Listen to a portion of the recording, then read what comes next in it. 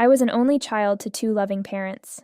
Mom had a difficult pregnancy and an even harder labor. It was so bad that the doctor advised that they never try again. Because he didn't want his wife to die, Dad got a vasectomy that was successful. I was sad that I didn't have any siblings, but I had a happy childhood until I was a young adult. When I was in the middle of college, Mom was diagnosed with stage 4 high-grade serous ovarian cancer. It's the most aggressive form of ovarian cancer, and Mom's older sister and Mom both died from it. We knew her odds weren't good. I don't know what Dad was thinking. I really don't. But he started an affair with his coworker, a woman just a few years older than me. Coworker started integrating herself into our lives. She'd go shopping for us, keep the house in order, help me with homework, and even sit with Mom when Mom was going through chemo and Dad and I weren't there. I had no clue at all. I just thought it was coworker being kind to a family going through hard times. My mom was a fighter. She fought hard, but the odds just weren't in her favor. One day, I was visiting her in hospice, and we were playing chutes and ladders, when Mom got real quiet and told me, "You do know your dad isn't planning to reverse his vasectomy, right?" I was surprised, wondering what she was talking about. "Yeah, I know," I said. "Why?" Mom just looked at me and said, "I think you'd best keep it in mind." We continued playing, and when I left for the night, I kissed her and she said, "You'll be fine on your own." She died that night. I believe she knew she was going to die that night and didn't want to scare me. Once again, coworker was right by our side. She helped us plan the funeral, brought us food, helped out around the house, and slowly started moving her things in. It was like putting a frog in a pot of water and having the temperature raised. It was slow. It was gradual. A year or so later, she had completely moved herself in and was part of our lives. I don't remember what made me suspicious enough to start digging, but I did. I learned the affair began shortly after Mom's diagnosis. I was heartbroken. I was sickened, furious, and sad. I took out my phone ready to confront Dad and coworker with this knowledge, but something else struck me. See, during one of her visits, coworker mentioned to Mom and me that she wished to have children with her fiancé. Mom knew that the affair was going on, and she trusted me to spill the beans. But I wanted to twist the knife further. As a result, I decided to play the long game. It was a gamble, one that had a good chance of not paying off, but it was one I was willing to take.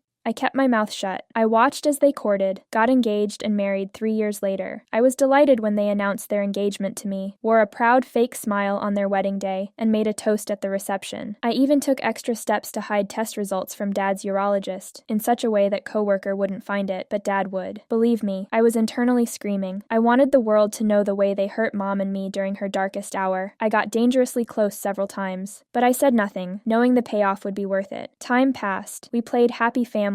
I got married to my awesome husband and had children. Dad and coworker played grandparents, but I knew from the pained look on coworker's face that she was bemoaning her empty nest. Just as I was beginning to give up hope, the day came. Coworker and I had started the tradition of getting together for coffee shortly after Mom's death. We'd talk girl things, laugh, cry, love, live, that sort of thing. That day, coworker was sad and sullen. I could tell she had been crying. I asked what was wrong. I couldn't believe my ears when I heard why. She was struggling to get pregnant for years, but assumed it was stress from work. Then her periods started coming fewer and farther between. She decided to go to the doctor and find out why. It turned out she was entering perimenopause, and her chances of successfully getting pregnant had dwindled. The doctor told her, in essence, her childbearing years were over. As I crooned sympathetic noises, coworker said, "It doesn't make sense. We tried so hard to have kids, but I wasn't able to get pregnant. I don't know why." It was then that I knew it was time. "You mean Dad didn't tell you?" I asked. "Didn't tell me what?" she replied. I was fighting every muscle in my body to not smile as I tried playing the "it's not my right to tell, and I can't believe he didn't tell you" cards until she practically begged me. I should have won an Oscar for my performance. I told her about the vasectomy and that Dad had no intention of reversing it. You should have seen coworker. She completely deflated like a balloon. Her shoulders slumped, she bowed her head, and she sobbed in her hands. I wanted to rejoice. I wanted to rub her face in it. I knew, though, that would make me look like the bad guy. So I hugged her and rubbed her back, telling her Dad was horrible for not telling her, that she deserved a different outcome, and that he completely wasted her time. Again, I was fighting to not smile. When she left, I told her I would always be there for her, but I knew she wasn't going to be part of my life anymore. Why would she? I was the daughter of the man who betrayed her. Once she had left and I was alone, I wept with joy and relief that it paid off, but also deep sorrow that Mom hadn't been there to see it. That was the last time I saw or talked to coworker. A few weeks later, Dad called me in a fury. He told me that coworker had packed her bags and left, slapping him with divorce papers. She yelled at him him for not being honest with her that he had a vasectomy and had no intention of reversing, that he knew she wanted kids, and that she had wasted all of her childbearing years, and that he had left it to me to tell her. He then said, "How could you do that to us? We loved you." I then said in a cold tone, "You and Mom did a good job teaching me how to keep secrets." I hung up and that was it. I never spoke to him again either. Last I heard, he and coworker were divorced, and everyone shunned him because of his secret. What I did was cruel. It was horrible. I should have done what Mom wanted and spilled the beans beforehand instead of wasting coworker's youth and childbearing years. Even if she could adopt, she'd probably die before her children were fully grown. Although, it's hard to have compassion and mercy for a woman who integrated herself into my dying mom's life as she was screwing Mom's husband.